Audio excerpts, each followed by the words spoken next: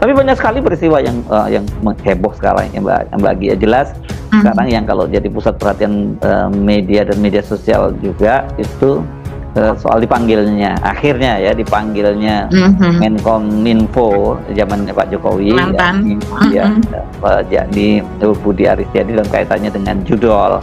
Dan ini kan sebenarnya memang banyak yang sudah mendesak untuk segera diperiksa begitu, dan akhirnya diperiksa. Dan ini tentu saja kan kalau menteri diperiksa itu kan pasti setidaknya ada izin ya, atau pemberitahuan lah kepada presiden gitu. Betul. Ya Mbak Agi ya. Betul. Ya, dan diperiksanya pasti.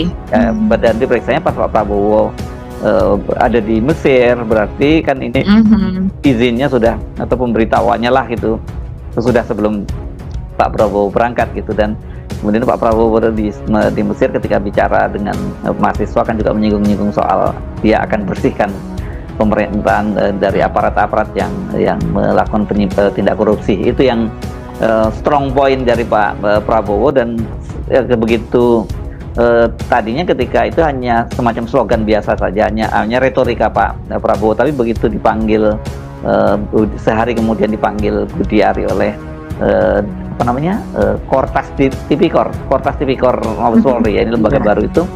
Kemudian saya membaca memang banyak orang yang mengait-kaitkan, oh ini statement ini kaitannya ditujukan pada itu, gitu. Kira-kira gitu ya Mbak Aki ya. Iya, ini jelas sekali ya Mas Heri. Sebetulnya seharusnya Budi Ari ini kan dari sejak beberapa pekan yang lalu lah ini sudah diperiksa. Tidak mungkin lah ini tidak diperiksa, karena orang-orang yang diperiksa dan kemudian orang yang menjadi tersangka ditetapkan sebagai tersangka, yang ditahan kalau tidak salah itu sudah 26 lah ya Mas Heri. Ya, 26. Sementara 26, sementara 11 orang diantaranya itu adalah pegawai Kemkomdigi. Ini saya takut salah mengucapkan. Kementerian Komunikasi dan Digital begitu.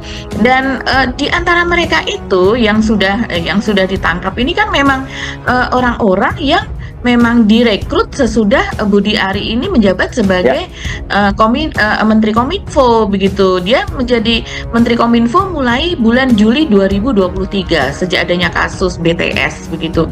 Menterinya diganti, kemudian dia dari sebelumnya Kemendes kemudian menjadi Kominfo ya Mas Hersu, dan kemudian orang-orang ini sebelumnya tidak ada begitu. Walaupun sebetulnya kalau seandainya Budi Ari berkelit, tapi judul itu sudah lama. Iya betul, judul itu sudah lama ada.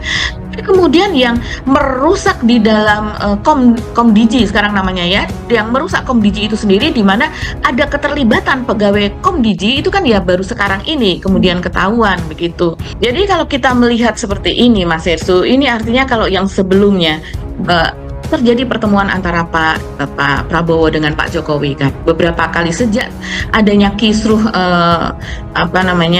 Mutia Hafid menjadi Menteri Kominfo, Menteri Komdigi, dan kemudian ini terungkap begitu hanya beberapa hari setelah dia menjabat ini kemudian terungkap terjadi penangkapan. Ada pertemuan antara Pak Prabowo dengan Pak Jokowi, tidak mungkin di antara mereka tidak mempercakapkan soal ini karena ini menyangkut orangnya Pak Jokowi. Kalau ketika itu mungkin genggaman Pak Jokowi itu masih sangat kuat, tapi sekarang sudah mulai melemah. Kita lihat dengan diperiksanya Budi Ari yang sepertinya tadinya adalah orang yang tidak tersentuh begitu, bahkan dari kepolisian juga antara iya dan tidak ya, mereka hanya mengatakan, bahkan Listio Sigit mengatakan ya bisa saja, mungkin saja kan seperti itu gitu. Ini memang jumawa ya sejak awal, dan ini memang yang menjadi andalannya Pak Jokowi. Bahkan ketika Projo ini misalnya membuat suatu acara, itu kita masih ingat ya, dulu sponsornya ini banyak lah, kita tahu dari BUMN, dari ketika Pak Jokowi masih menjabat, dan itu memang dimungkinkan gitu. Jadi kalau sekarang terjadi seperti ini, ya ini seperti semacam, mungkin kalau netizen sih menyebutnya sebagai karma, sudah mulai ditelanjangi sedikit demi sedikit, itu dikuliti apa yang terjadi begitu. Dan kemudian sekarang tuntutannya, pakar pun mengatakan ini harus ditelisik uang judulnya ini kemana begitu. Suara soal itu baik dari pengamat maupun netizen sendiri ramai sekali Mas Hersu, bahwa meminta aparat tidak berhenti sampai di situ saja, tapi telusuri uangnya itu dipakai buat apa saja begitu.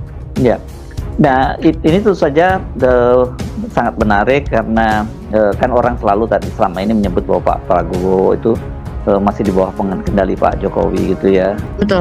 Pak Prabowo itu masih tetap di bawah kendali Pak Jokowi atau tidak, itu kasus ini nanti kelanjutan dari Budi Ari ini. Kita tahu lah polanya.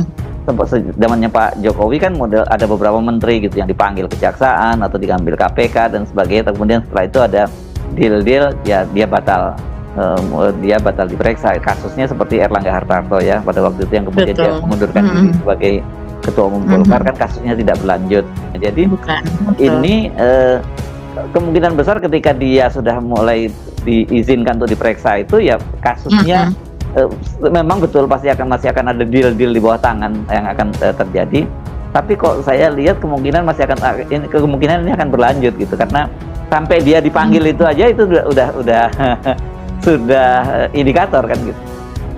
Iya, dan bahkan sebelum Budi Ari itu ada dirjen di Komdiji juga yang dipanggil sebagai saksi begitu, masih sebagai saksi Mas Herssu, tapi pihak kepolisian tidak mau memberitahu siapa namanya begitu kan. Baru-baru ini juga ada pergantian ya Mas Herssu. Ya. Nah, kita juga belum tahu apakah ini yang diperiksa ini yang masih menjabat ataukah yang sudah diganti itu begitu. Karena memang tidak dikeluarkan itu namanya, tapi pasti itu terkait dengan hal ini begitu, terkait dengan judul ini.